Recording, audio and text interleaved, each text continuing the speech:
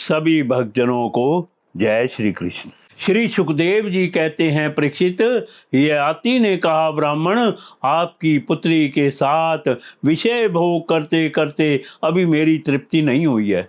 इस श्राप से तो आपकी पुत्री का भी अनिष्ट ही है।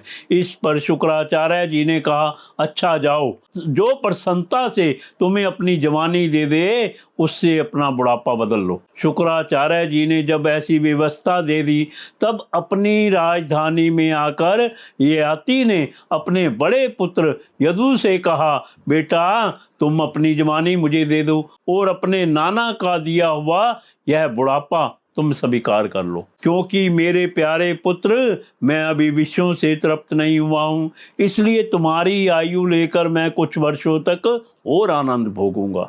यदु ने कहा, पिताजी, बिना समय के ही प्राप्त हुआ आपका बुढ़ापा लेकर तो मैं जीना भी नहीं चाहता, क्योंकि कोई भी मनुष्य जब तक विषय सुख का अनुभव नहीं कर लेता तब तक उसे उससे वैराग्य नहीं होता। परीक्षित, इसी प्रकार तू रसु, द्रुह और अनु ने भी पिता की आज्ञा अस्वीकार कर दी। सच पूछो तो उन पुत्रों को धर्म का तत्व मालूम नहीं था। वे इस अनित्य शरीर को ही नित्य माने बैठे थे। अब ययाति ने अवस्था में सबसे छोटे किंतु गुणों में बड़े अपने पुत्र पुरु को बुलाकर पूछा और कहा, बेटा, अपने बड़े भाइयों के समान तुम्हें तो मेरी बात नहीं टालनी चाहिए। पुरु ने कहा, पिताजी, पिता की कृपा से मनुष्य को परम पद की प्राप्ति हो सकती है। वास्तव में पुत्र का शरीर पिता का ही दिया हुआ है। ऐसी अवस्था में ऐसा कौन है जो इस संसार में पिता के उपकारों का बदला चुका सके। उत्तम पुत्र तो वह है जो पिता के मन की बात बिना कहे ही कर दे। कहने पर श्रद्धा के साथ आज्ञा पालन करने वाले पुत्र को मध्यम कहते हैं। जो आज्ञा प्राप्त होने पर भी अश्रद्धा से उसका पालन करे वह अधम पुत्र है, और जो किसी प्रकार भी पिता की आज्ञा का पालन नहीं करता उसको तो पुत्र कहना ही भूल है, वह तो पिता का मल मूत्र है। परीक्षित, इस प्रकार कहकर पुरु ने बड़े आनंद से अपने पिता का बुढ़ापा स्वीकार कर लिया।